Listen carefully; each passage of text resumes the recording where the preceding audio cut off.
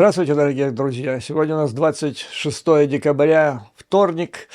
И только вот я вам подготовил духоподъемный материал, который хотел сегодня вам показать по результатам моих встреч во время Рождества с людьми, которые занимаются поставками оружия по всему миру, в том числе и в Украину.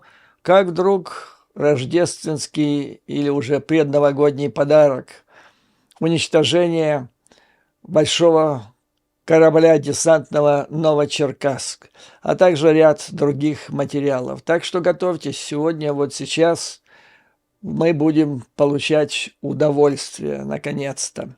Ну, собственно говоря, в последнее время, если вы заметили, я вам даю материалы, которые идут против шерсти, значительного потока информации, такого пессимистического характера, типа «надо идти на переговоры с Путиным», «все зашло в тупик», «все пропало» и так далее. Нет, никуда ничего не зашло, все только начинается.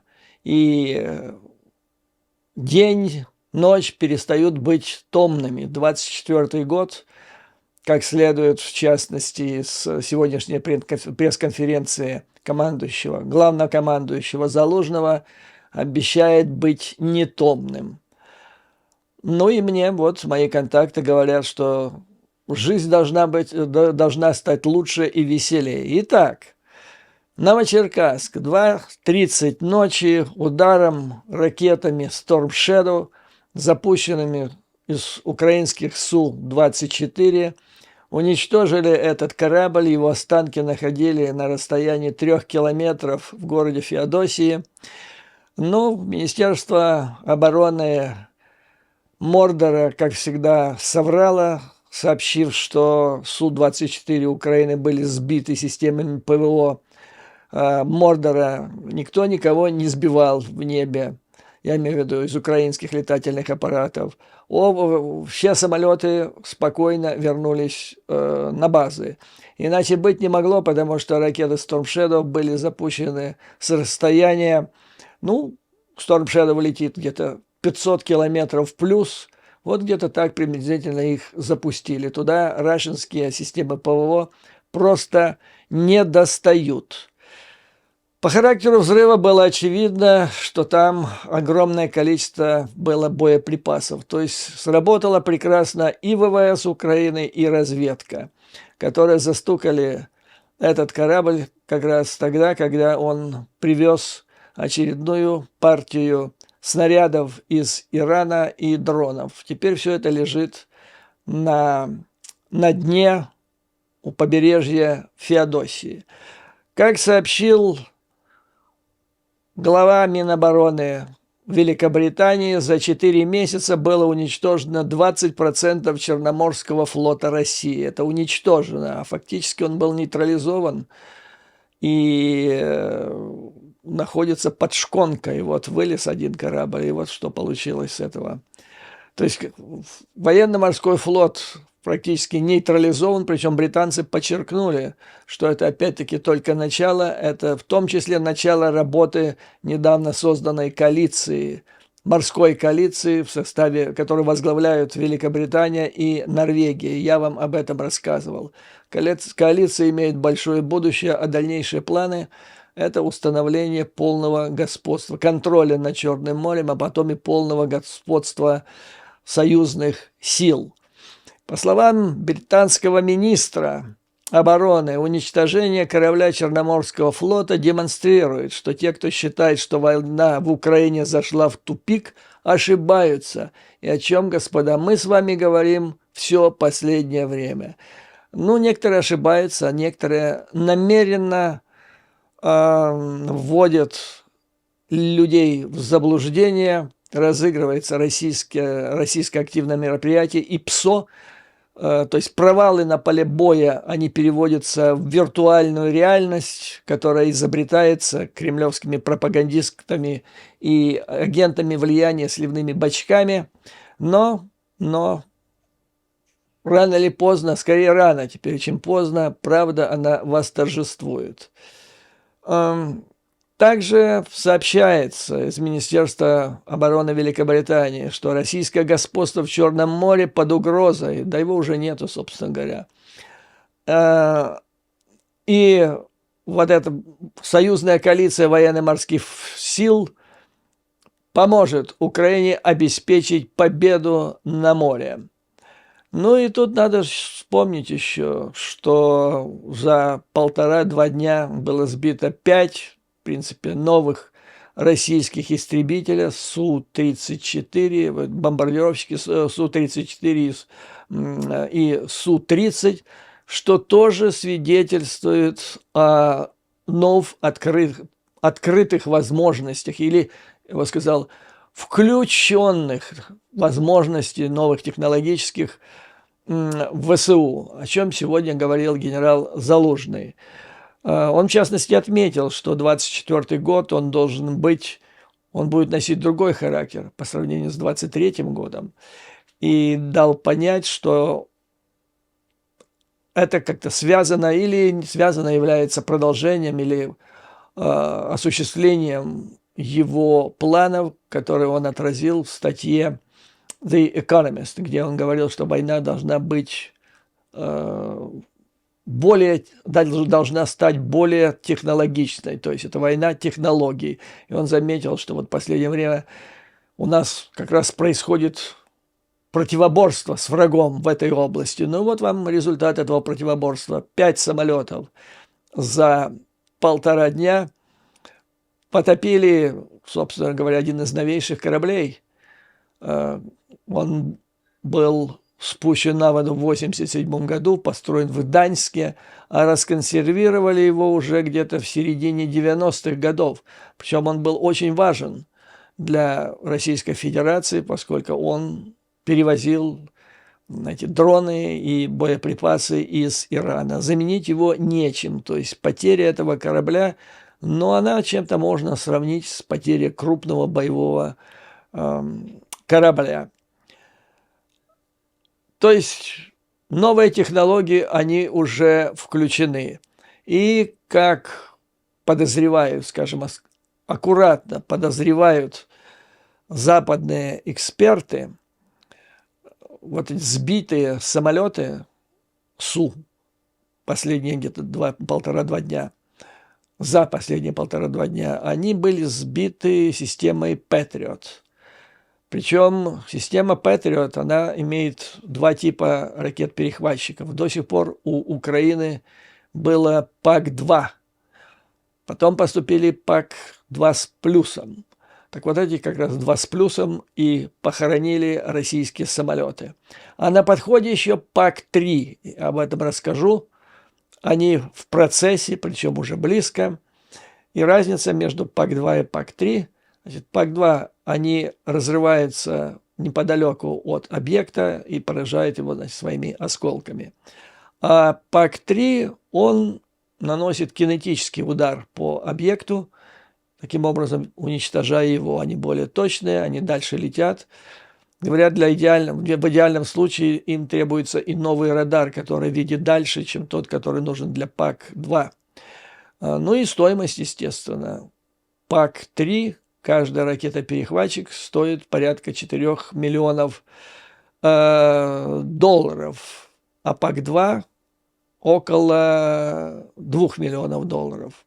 И тут надо сказать большое спасибо новому союзнику Украины, вернее, нельзя сказать, что совсем новому, но одному из последних вступивших в коалицию помощи, причем эффективно вступивших, это Япония, господа. Япония уже достаточно давно помогает Украине, прежде всего финансово, помогая закрыть бреши в бюджете, оказывая гуманитарную помощь, помощь в реконструкции, текущей реконструкции разрушенных врагом объектов, а также, значит, будет принимать участие в будущей реконструкции. Но здесь сейчас, вот в последнее время, произошел качественный прорыв. Вот в чем он заключается. По мере того, как в Соединенных Штатах, как вы заметили, Вот продолжаются эти свистопляски вокруг утверждения пакета помощи в 61 миллиард долларов Украине. Европейские союзники и прежде всего Великобритания взяли на себя ответственность лидеров в разрешении ситуации. Вот что касается Америки, так, чтобы закончить этот вопрос, как там дело обстоит, агентство Associated Press 24-го, накануне Рождества, написало, что вот самым большим баламутом и препятствием на пути утверждения Конгрессом помощи Украине является Трамп. Об этом подозревали, тихо говорили в последнее время, но теперь вот это выплескивается буквально выплескивается в общественное пространство. То есть он оказывает давление на республиканцев в Палате представителей, на сенаторов. Накануне предвыборной кампании, вернее, она уже началась, я имею в виду президентские выборы, серьезное давление. То есть ручной пудель Путина включился по полной программе. И он буквально выкручивает руки представителям республиканской партии, даже тем, которые считают целесообразным, в том числе и прежде всего для Соединенных Штатов, оказывать всемирную помощь Украине. И тут, слава богу, что есть такая страна, как Великобритания. И она последние лет 50, ну, во всяком случае, после Второй мировой войны, можно так сказать, заметно ее интеллектуальное лидерство, когда речь заходит о событиях мирового масштаба. Ну, достаточно вспомнить Уинстона Черчилля, который умел убеждать президента Рузвельта, и которому принадлежит знаменитая фраза, что американцы в конце концов сделают правильный шаг после того, как испробуют все неправильные. Ну и более близкая история. Тут я просматривал последние серии сериала «Корона». Это о жизни семьи британской, значит, королевской семьи. И там как раз речь идет о 90-х годах, когда разразился вот этот кризис в Югославии.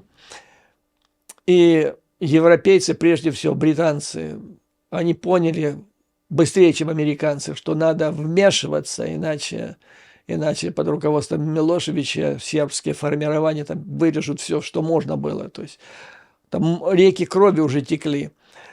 А американцы никак не включались в это дело. Все говорили, это ваши европейские, мы далеко. Ну, примерно то же самое, что сейчас происходит в отношении Украины и даже Израиля. И вот Блэйр поехал и произнес речь. И речь эта зажгла американский конгресс. Человек нашел правильные слова и убедил американцев одной речью. Ну, не, конечно, это утрирование сказать, было бы утрировано сказать, что одной речью, но главным образом речь была как бы венцом его усилий о том, что надо включаться по полной программе. Ну и вот сейчас, значит, британцы взяли ответственность на себя. И то есть то, что они сейчас делают, они придумают схемы. Ну, примерно такие, как кремлевские придумывают схемы для того, чтобы обойти западные санкции. А британцы сейчас придумывают схемы для того, чтобы предоставить Украине помощь, причем незамедлительно, не дожидаясь, дожидаясь и предвкушая, что Конгресс утвердит эту помощь, но чтобы не сидеть и ждать, сложа руки. Так вот, начиная эту кампанию начал еще министр обороны Уоллес по объяснению японцам, что им нужно включаться более активно. Они включились. Они поставляют ракеты, причем новейшие, ПАК-3, которых Украины до сих пор не было. И они находятся уже в процессе движения, уже находятся близко от границ Украины.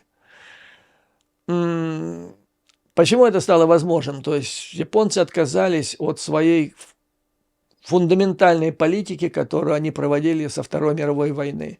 Никакого экспорта в третьи страны они делали для себя.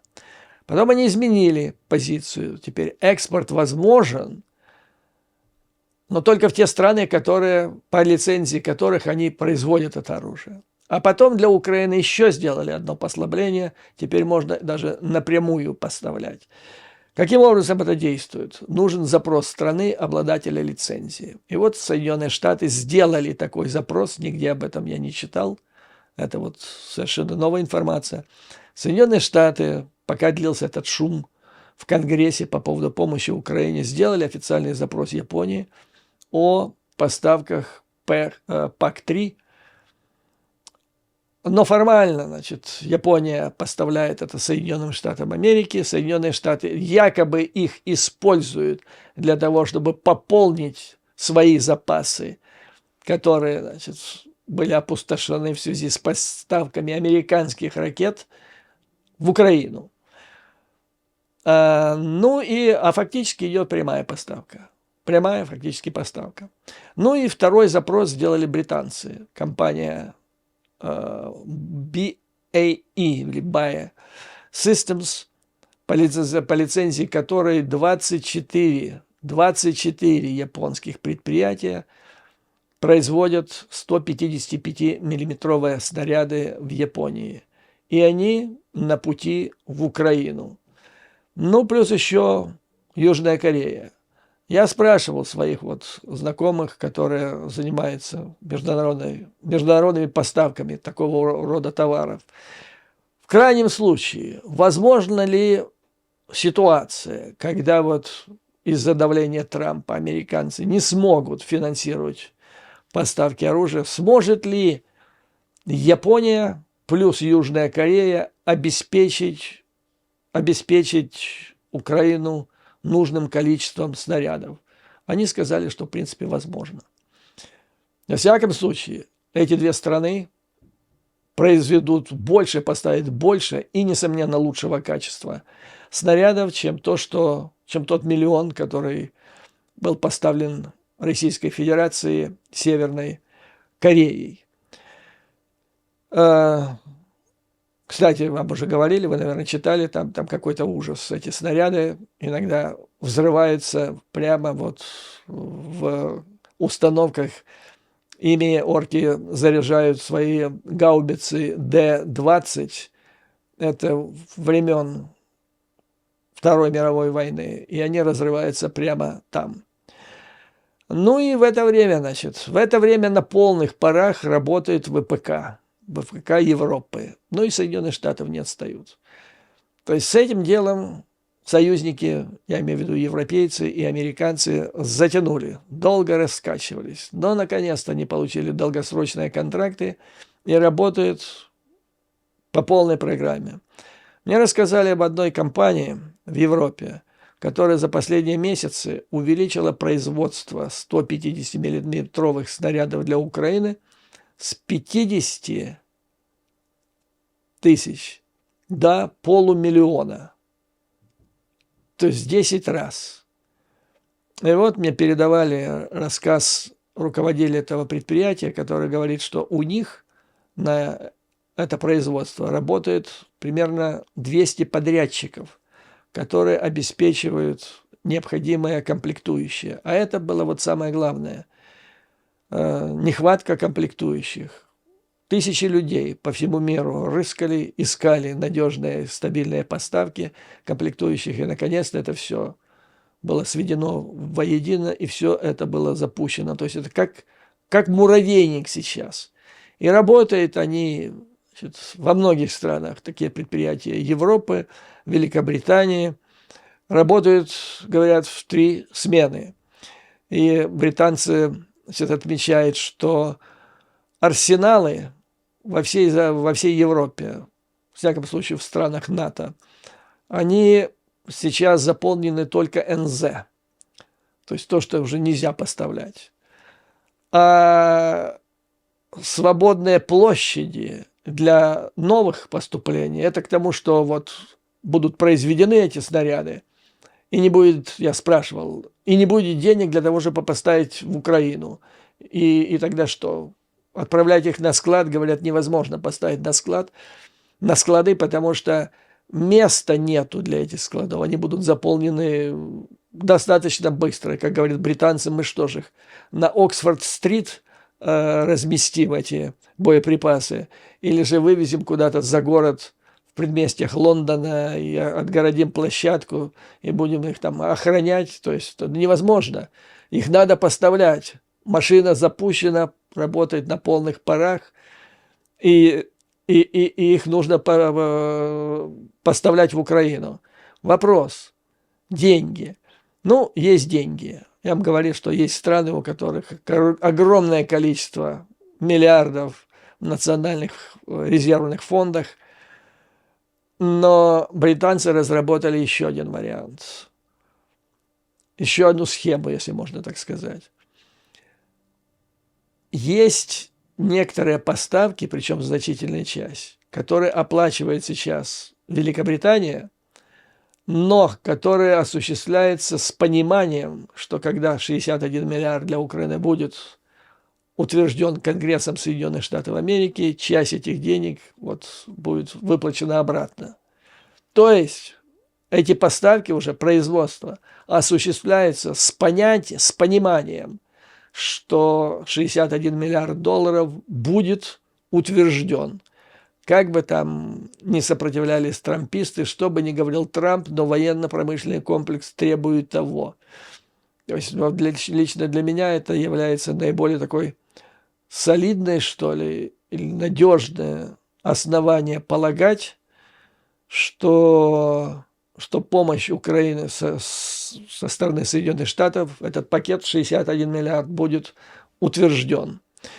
Ну и что еще я хочу сказать, господа. Значит, кроме того, не зря Залужный написал это в «Экономист», и сегодня так он туманно предположил, что следующий год будет похож на то, что он написал, то есть более технологичная война. Но это помимо того, как начали падать, как сбитая рогатка из рогатки воробьи, эти сушки российские, еще в Украину поступает оружие, которое раньше не поступало. Оно уже там. Ну и есть основания полагать, что взрыв, как мне сказали, вернее, уничтожение Новочеркасска – это только начало, причем не самое такое аховое, будет повеселее. Врага ждет горячая зима, не менее горячая весна. Отдыхать враг не будет. Это помимо того, что тех потерь, которые у меня зачитали, оценки британцев, говорят, что доложили даже этому плешегному кремлевскому. У орков с бандерлогами 350 тысяч – это убитых. Это больше, чем потери всех американских вооруженных сил во всех войнах после Второй мировой войны. 76 тысяч – это вагнеровцы и другие ЧВК. И около 320 тысяч – это раненые, многие из которых, их на самом деле должно быть больше. Видимо, не всех посчитали. А 320 считали те, которые не вернутся на поле боя. То есть фактически уничтожена армия, сухопутная армия орков. Ну и кроме того, несмотря на бравурные марши из пропагандистских каналов кремлевских, из заявления Путина, проблема серьезная. Дальше я вам расскажу экономические проблемы, из которых проистекают все остальные.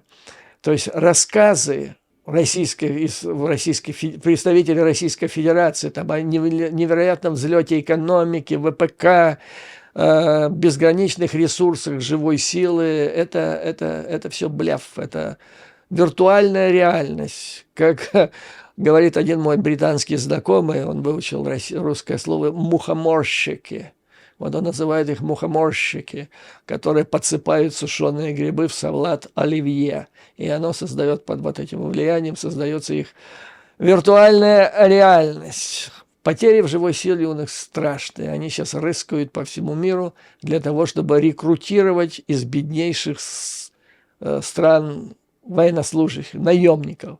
берут все, что шевелится, непальцы, бангладешцы.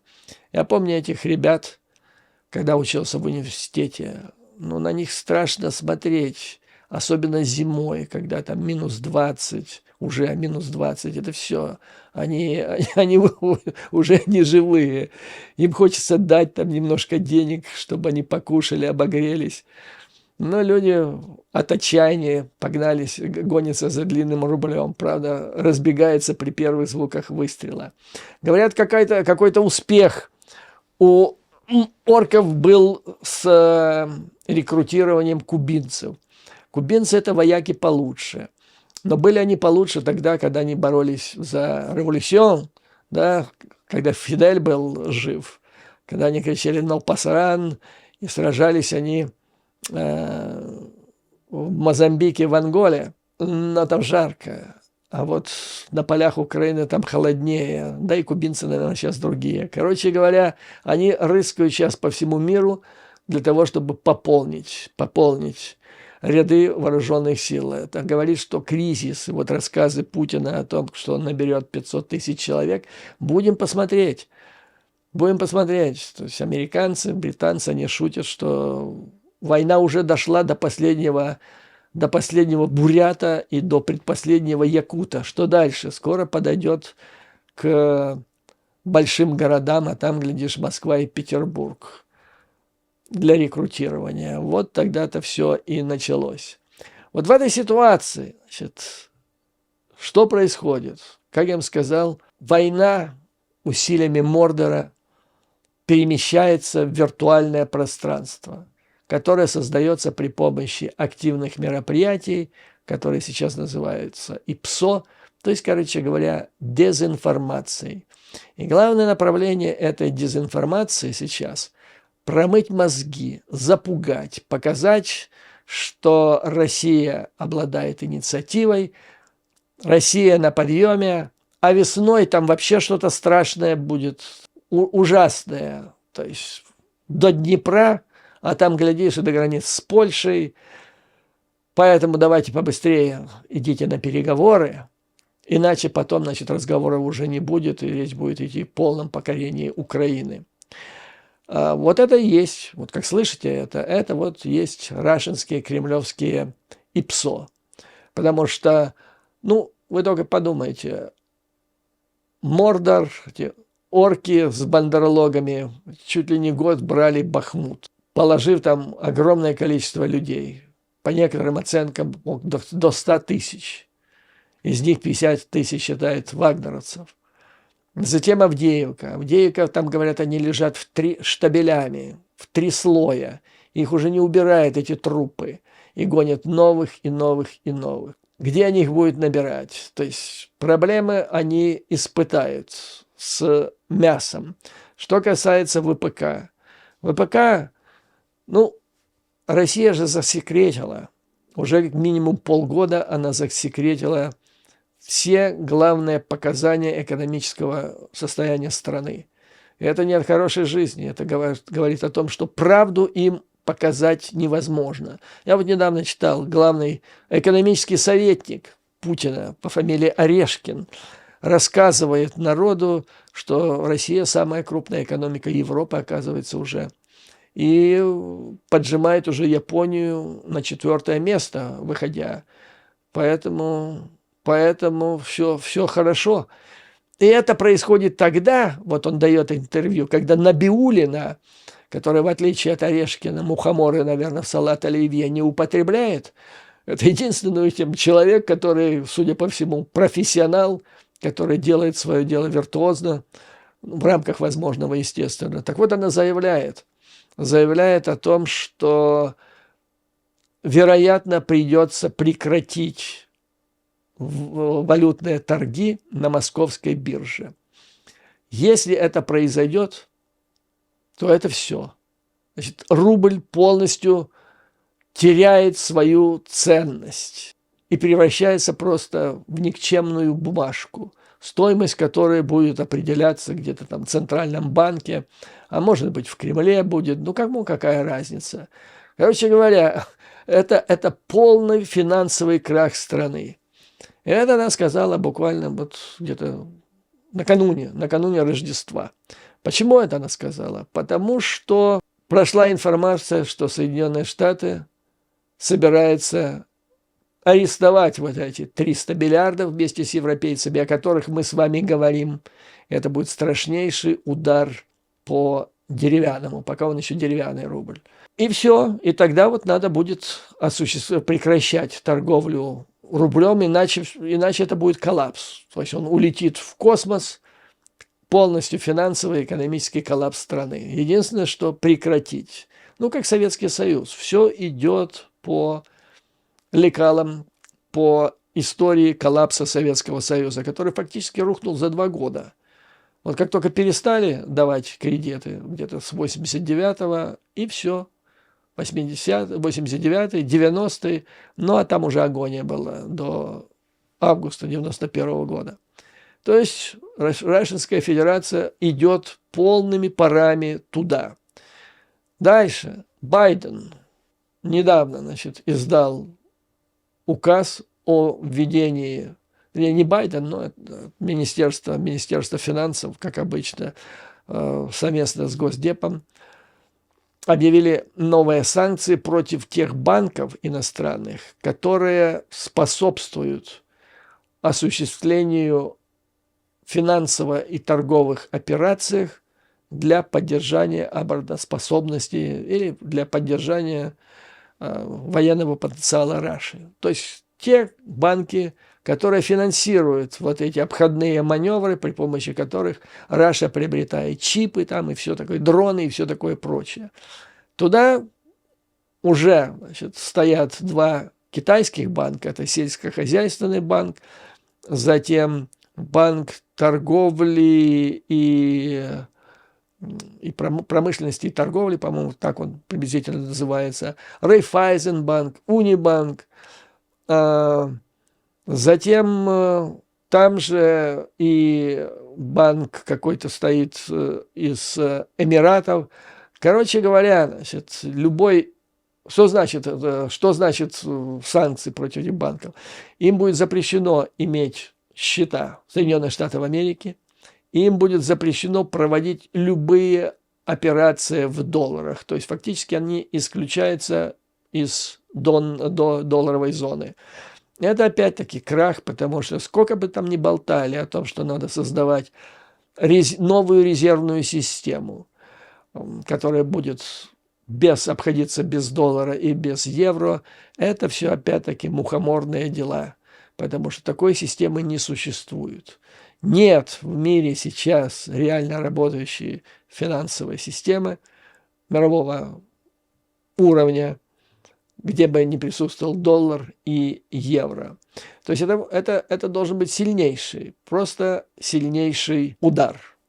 Ну и последнее. То есть я не хочу сейчас, значит, донести до вас или заразить вас шапкозакидательскими настроением, тем более, что шапкозакидательством – это исторический факт. Впервые начали заниматься в Крыму.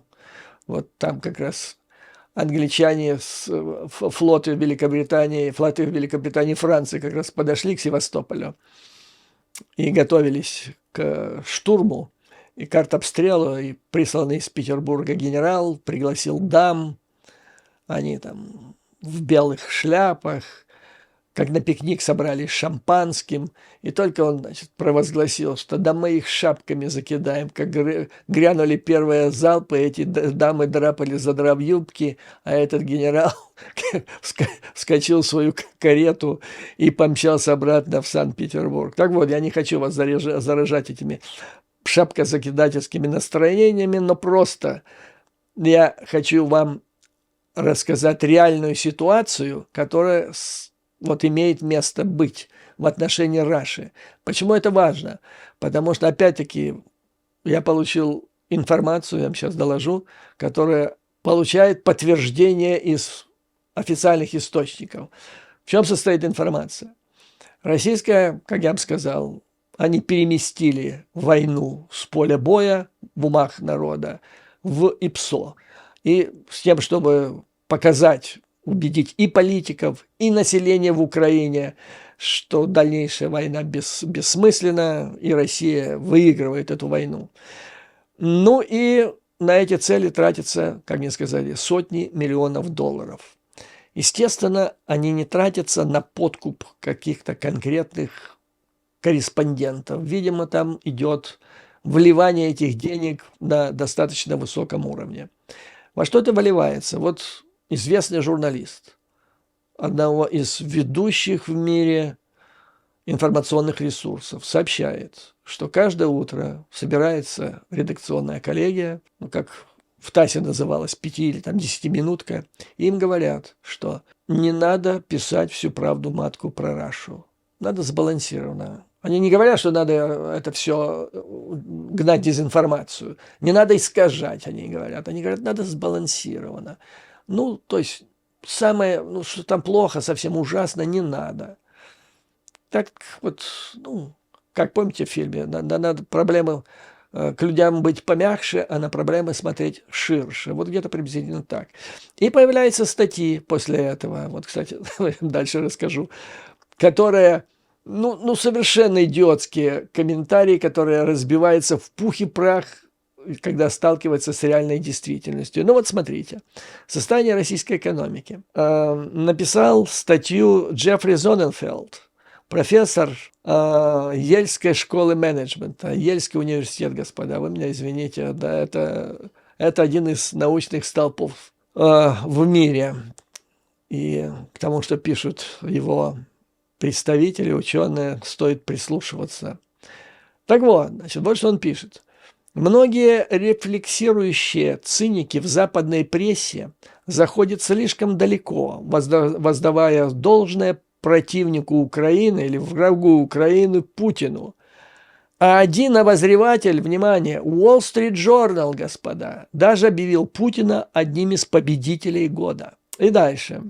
На этой неделе Нью-Йорк Таймс даже предположила, что уход более 1000 транснациональных компаний, иностранных компаний из России привел к обратному результату, обогатив Путина и его приближенных. И вот, сделав такую затравку, дальше профессор Ельского университета вместе с соавтором разносит это все в пух и прах. А именно, все факты свидетельствуют о том, что на самом деле отток бизнеса иностранного сопряжен с огромными издержками. Экономические данные ясно показывают, что российская экономика заплатила и платит чудовищную цену за потери этих предприятий. Путин продолжает скрывать требуемое раскрытие статистики национального дохода России, очевидно потому, что ему нечем похвастать. Ну и дальше объясняет, как это, что происходит. То есть на самом деле иностранные компании, уйдя из России, списали там миллиарды долларов, которые они там оставили. Но за это их капитализация взлетела буквально, когда они ушли. На западных рынках, и они заработали гораздо больше, чем потеряли. А вот Путин и его приближенные, как говорят, они оказались у разбитого корыта, потому что оставленные активы, они оказались совершенно бесценные в том смысле, что цену они потеряли. Ну и, например, ExxonMobil и British Petroleum ушли. Вместе с ними ушли технологии, необходимые для разведки нефти. И российская власть была настолько вне себя от этого шага, что Роснефть не только против них подала в суд, но она его проиграет, если уже не проиграла, но даже подала в суд на агентство Reuters за то, что агентство Reuters сообщило о том, что British Petroleum и ExxonMobil забрали свои технологии, а то, что они оставили там, оно не имеет смысла и обесценено. То есть Кремле, поймите, Кремле даже боятся, когда на Западе об этом сообщается, когда раскрывается их ИПСО. Вот что главное. То есть для них виртуальная реальность сейчас – это задача номер 1. Ну и вот смотрите, взгляните на следующую экономическую статистику, которую мы проверили. Бегство талантов. Около 1 миллиона. Это лучших специалистов в области технологий Российской Федерации. То есть непоправимый ущерб. Умы ушли, остались орки и бандерлоги. Они могут кричать там, вперед, впереди Россия, но толком они ничего делать не могут. Мозгов нет, навыков нет. Бегство капитала. Рекордное количество частного капитала. 253 миллиарда долларов с февраля 22 по июнь 23 года. Россия потеряла 33% от общего числа миллионеров, проживавших в стране. Они же уехали со своими капиталами. Потеря западных технологий и ноу-хау. Ужасный удар. К чему он привел? Например, только Роснефть. Им пришлось, потому что западные технологии ушли, бурение, разведки, им пришлось свое совковое или где-то искать там суррогат-заменитель. И использование вот этого суррогата-заменителя привело к тому, что только за последний год компании пришлось потратить 10 миллиардов долларов больше, чем обычно, на капитальные расходы. А это привело к тому, что каждый баррель нефти, который на Роснефть на экспорт отправляет, цена возросла на 10 долларов. Следующее. Почти полное прекращение прямых инвестиций в Россию. Их нет. Значит, нет иностранных банков, нет иностранных инвестиций. Что делать? Они вынуждены занимать на внутреннем рынке. А на внутреннем рынке это российские банки. А российские банки дают под 16%. 16%. Вы вдумайтесь в эту чудовищную цифру. Ну, какой бизнес можно значит, вести под такие проценты? То есть это крах всей инвестиционной политики страны. Потеря рубля как свободно конвертируемой валюты. Но тут уже указано, что происходит. Это запреты граждан отправлять деньги на банковские счета за границу. Нельзя снимать свыше 10 тысяч долларов с долларовых банковских счетов. Экспортеры обязаны обменивать 80% выручки на рубли. И результат. Российские активы, оцененные в рублях, практически ничего не стоят и не подлежат обмену на мировых рынках. Потеря доступа к рынкам капитала, я вам уже сказал, приводит к тому, что рынок капитала – это российские банки, а это 16%. Это смерть экономики. Массовое уничтожение богатства и резкое падение стоимости активов. Оценка активов в России резко упала. Причем, что касается государственных предприятий, то оценка их актива, капитализация, рухнула на 75%. На 75. То есть осталось 25. Вот их капитализация. И то, если она в долларах, а если в рублях, то близко к нулю. Что касается частного сектора, на 50. На 50% капитализация рухнула. Вот такая, господа, экономика. Короче говоря, подведем итог. Как мы с вами и предполагали, кстати, кто хочет сравнить, один из последних моих видео, это была стратегия на 24 год, которая вот я лично сегодня слушал с радостью главкома Залужного и понимал, что мы с вами где-то на правильном пути. То есть это стратегия, в ходе которой украинские военнослужащие будут находиться на хорошо укрепленных позициях, а у врага, находящихся на территории Украины, вокруг него будет гореть ад. Вот такая примерно тактика.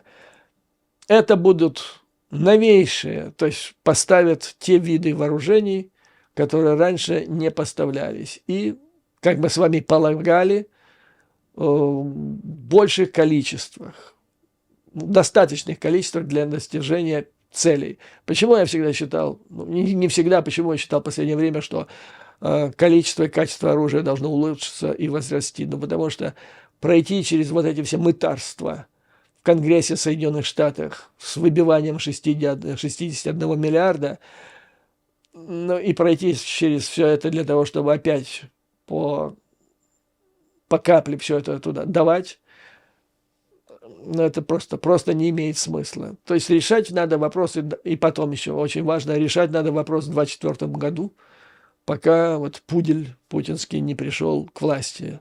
Хотя придет он, не придет, это еще вопрос очень и очень открытый. И зависит от нескольких, от Верховного суда Соединенных Штатов Америки и от движения нескольких судебных процессов.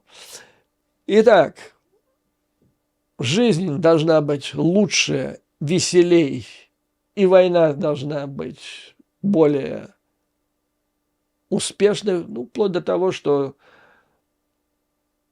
я считаю, что реально ставить вопрос о вытеснении врага, надеяться на то, что враг оставит значительную часть территорий, которые он захватил в Украине. Захватил Крым, благодаря тому, что никто не стрелял в ответ. И не то, что захватил, а ему фактически была сдана территория, значительная часть которой он сейчас удерживает, сдана была в первые месяцы с начала полномасштабной агрессии в феврале прошлого года. Ну вот, такая, в общем, в целом ситуация, господа. Так что я с большой надеждой и верой смотрю в следующий год. Праздники становятся веселей. На год дракона я возлагаю очень большие надежды.